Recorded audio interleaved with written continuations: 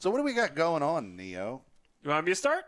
Nice. No, it's not. Are we starting something? Let's do it. Yeah. We are doing a catch-up? Catching up. catch up, yeah. Oh, yeah, go ahead. All right, so first thing I want to just point out, I got two things, very small things. I played remote play on my phone, my iPhone, Would you on play? PS4. Oh. With a PS4 controller. Because I remember they announced that as part of one of the updates that came out, both to their PlayStation Network, but also like to the phone. iOS 13. Yeah. I added the Bluetooth feature. How was that experience? So I was playing Monster Hunter on it because I've been home as much. So I'm like, I need to play. Like I played on my laptop. Remote play works really well on that. But I'm like, I got like a movie. What are playing. you using, the PlayStation app? Yeah, the remote play app on the phone. Oh shit. Yeah. It's a whole so thing. like the other night I was like watching. I had like a movie or whatever on my computer, and I'm like, well, I want to have this movie on, but I also want to kill a monster. So I pulled out my controller. Understandable. Yeah. Paired it very easily to my phone. Like the phone was like, boom, that's a controller. That's what I. So here's what's weird. The day I did Apple Arcade live to my my stream, I couldn't pair two PlayStation controllers. I paired one. Oh, so you can't multiplayer it? So but the other thing I paired was an Xbox controller. Oh, you can do one and one. You can, yeah. You might be able to do a PlayStation, but I didn't want to fight it. Yeah. It was giving me a rejection. That's fancy. Yeah. So anyway. So I played Monster Hunter on my phone, and it worked. Granted, none of my devices are wired, right? Even my PlayStation at home isn't wired. Still worked. But the text is so small on my phone. Oh God, yeah. Impossible to read anything. I'm literally sitting here like with my eyes like 4 inches from my phone. But anyway, I just wanted to point that out, being like, hey, I did that. The main thing I want to talk about is I've been playing more VR stuff. I've been seeing you in there. Yeah, I'm trying all the things. Yeah, I just got to get out there. So I picked up 2 games on a Steam Lunar Sale, is what they call it. I picked up Arizona Sunshine and Pavlov VR. Just Pavlov. That's the shooter one, right? Correct. And I'm going to get into that one because holy shit, dude. I know a little bit about that, but I know nothing about Arizona Sunshine. So I also bought Bridge Crew. But I did too. You did too. I know. And I'm waiting to get like hopefully like a week. Like I need time to we need like a weekend day where we can like sit there and go on like space adventures. Yeah. Okay. Yeah. Because last night I was playing with our friend in the Discord, Tim, and he had these games, and we started with first he wanted to show me Big Screen, which was a movie theater like app where you sit in a theater and you can from the host's computer they can play whatever movie they want, and it looks like you're in a movie theater watching in the different settings. Theater, like we were in like a space. Like behind us was like a space station. Like we were in like a space station. You can throw popcorn at people. You can throw tomatoes at the screen. Like it's like that's pretty fun. That cool interactive nature to watching a movie together. That would be cool. Future plans to have people in our community hang out in VR and we just watch a movie together. I love that. I think that totally breaks the Twitch and Mixer terms and conditions, though. If we wouldn't be streaming it. It would just be like it would be just a group thing. Yeah. Oh, I see. But anyway, so that he wanted to try that out. So we're not broadcasting a movie on a streaming service. No, that's not how that would happen. Hey, some people do and then get fucking banned hard. Of course they do. For sure, as they should, because that's a no-no. We just pick something on Netflix, but not besides the point. The next game we played was Arizona Sunshine. Now Tim and I were kind of struggling because for whatever reason the VR unit, this game is either buggy or whatever, but it kept like freezing and kicking us out. But like when we were playing it, it was a really fun zombie like run through, loot cars, and like there's like got to find the key to unlock the door, and like it's imagine like a Left 4 Dead like game in VR. In like a Arizona setting, right? Okay. Pretty cool stuff. I think we didn't get very far. The concept sounds cool. Oh yeah, I mean, you said you had problems with we had problems with it a little bit. Freezing.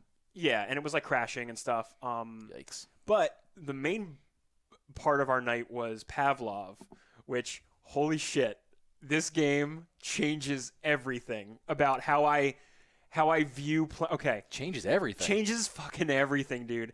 I was probably playing this game grinning like an idiot the whole time. Wow. Imagine Counter-Strike. Okay. All right. Done. Picture Counter-Strike. It's there. Now imagine all those maps that you grew up playing in Counter-Strike. I don't know if this relates to you, Felix. I don't know if you were a Counter-Strike dude. Do you know what it looks like? Are you on step 1 picturing? Yeah, I know what it looks like. Cool.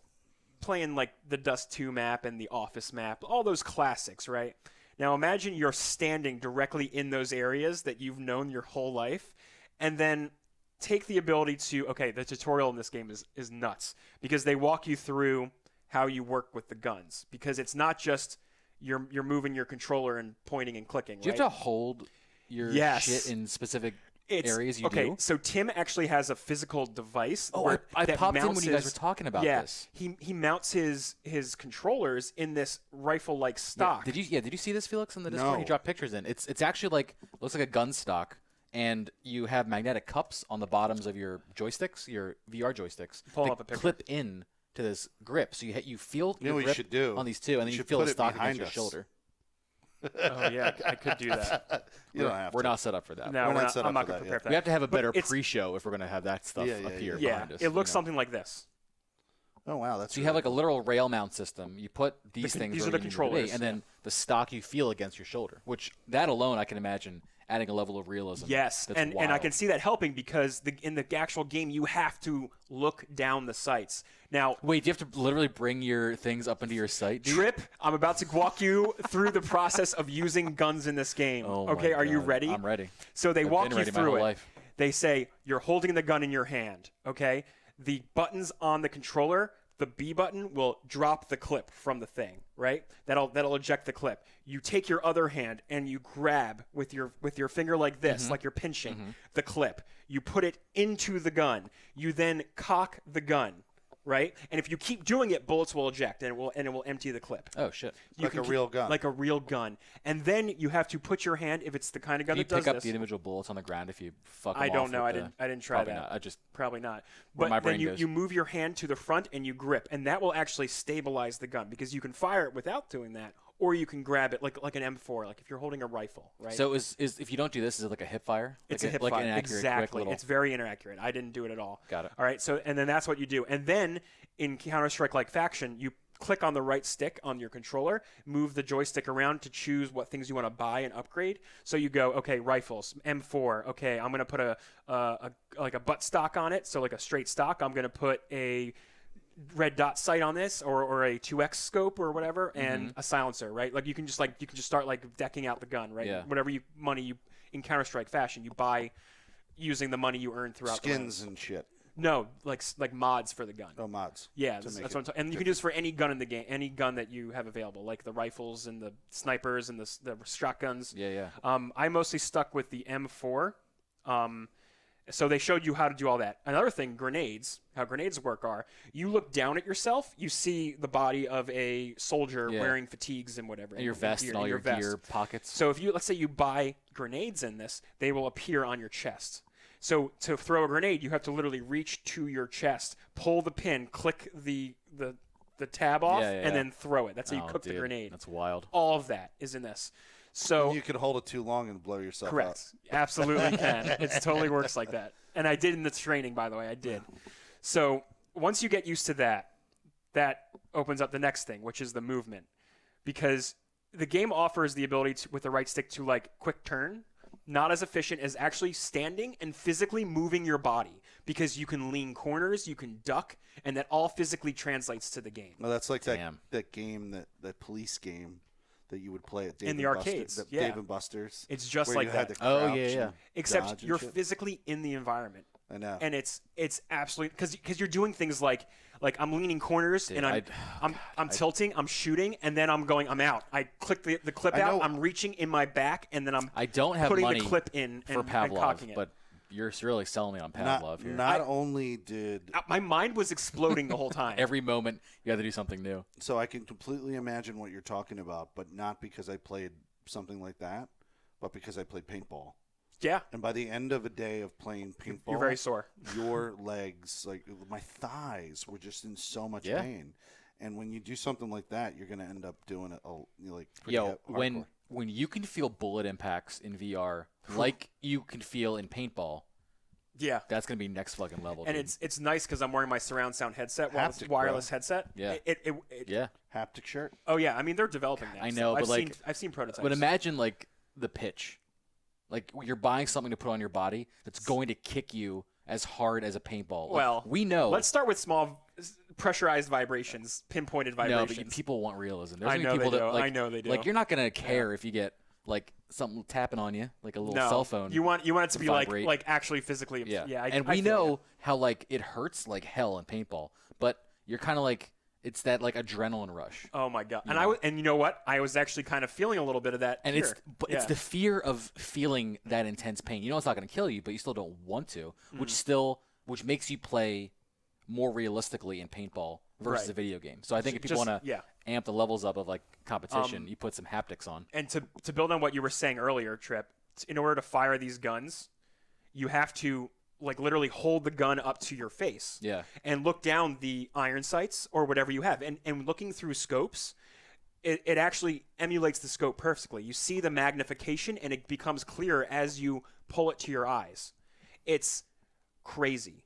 And I can see that this gun stock accessory like just adding to that like immensely. And I'll later down the line I'll probably do it. I want to play The this a few person more who times. posted that in the chat is playing Pavlov. We played together. You played together. Yeah, that's what we were doing last night. We were running a gambit of some games that I picked up, and Pavlov was the fucking winner because it has Steam Workshop access. So people have remade the Halo maps. They've remade all of they've remade all of the Counter-Strike maps. Everything in Left 4 Dead, like these. It's Workshop, dude. There's a million maps. God. It's insane. And God, all I want to do is for Pavlov. go back and play this game more. I will point it out when it's on sale again for you. How about that? I mean, yeah, I'll put it on my list for But sure. it's just Sheesh. deathmatch. It's like you can do the basic Counter-Strike games, or you can do deathmatch, or it's got game modes. King of the Hill. But the experience of because you move slower when you're holding your gun up, but in order to run faster, you have to put your gun down. So like if you moved like this or like this, it'll let you run faster. So you're constantly. Is there one of your hands just the movement, the joystick, something like that? Yeah, your left hand is. So like you're doing that in combination with pulling the trigger and you know how I told you one button on your right hand was the eject clip. Yeah. The other one is to change the firing mode of the gun. Sure. So you can switch quickly between and like playing PUBG, doing that because like I have a button that's like firing mode changing. Yeah. In this, when Semi-auto you're like burst, you're up goes through close, kind of thing. Yeah, exactly. Yeah. When you're up close, I'm in auto, and then I see a guy far, I click it right on the. I don't skip a beat. I'm on the gun and it feels already. intuitive and perfect for your situation. It feels perfect. That's wild. That's wild, dude. I know I'm going on about this, but I cannot stress you enough. I'm spinning 360 degrees in my room, ducking and diving and like moving, and it feels. What were you great. shooting? Other players, team death matches. Oh wow. Yeah. It was like playing Counter-Strike. It was straight up Counter-Strike. Dude, that's wild. In my face. And I mean, I grew up with the game, so like, I knew the levels. I knew the idea, right? Like, so now it's just, God, VR is so crazy, and I'm loving your experience as you like dive more and more and explore. Oh man, we got to play Bridge Crew. Yeah, we do. Okay, I'm gonna stop now, but like, I'm gonna and No come Man's back Sky. with this. Yes, just anything that has VR in it, just let me experience it, and. Yeah. Hell yes. Yeah, and I picked up Bridge Crew and I picked up Tabletop Simulator. Yeah, I'm sorry I didn't pick it up. I didn't see kind of things. I didn't see me being able to play that at a certain point in time. So no, I knew it's a good tool to have, and I was like, I'm just gonna scoop this to have it. Good, like Pavlov in Arizona, I can play by myself. Like at least I can like that's something I can like. Right. Yeah, I just need me. Yeah, I wouldn't be in there by myself. No, maybe I could sit at home and play some Tabletop Simulator Solitaire by myself. Sure. You know, flip the cards over, have some fun. You know. But guys, VR is by myself is nuts. on a And I think the Rift S is definitely like we're at a point where it's like kind of priced well enough and it's a good enough experience. Like any other tech, man, price comes down, technology comes up, it evens out, and people are still interested, which means VR is not going to die out this time like it did in the 90s. Remember in like the mid to late 90s, people were pushing VR. Like Virtual Boy came out. Well, there was that, the home version, as much as you could get with a Virtual Boy. But like Dave & Buster's had like one VR set. And you would go there, stand on a thing, and look around and shoot things. They still have VR stuff. They do have. They're more advanced now, obviously. They're Vives. I used to play. They're literally Vives. Right. You're sitting on a moving car. I do. Yeah. I your used to home play this, hardware is what is out commercially. I was going to say I used to play this game. This is not VR or anything, but it was called Beach Commander or Beach Assault or something, where you get into it and it's literally like you're in the top of a tank, and it moves full 360 degrees. But it was like all the way around you, it was a computer screen, Yeah. and you would look in the distance and see like that's tanks and yeah. ships So it's and all shit. literal monitors like around you. Yeah, and it as was you monitors move, it'll, around you. And That's you move pretty cool. around. Yeah. Still the same immersive Yeah, experience. It was very you know? immersive. It was Yeah. the first time I ever experienced that in the arcade. Yeah, that sounds wild, man.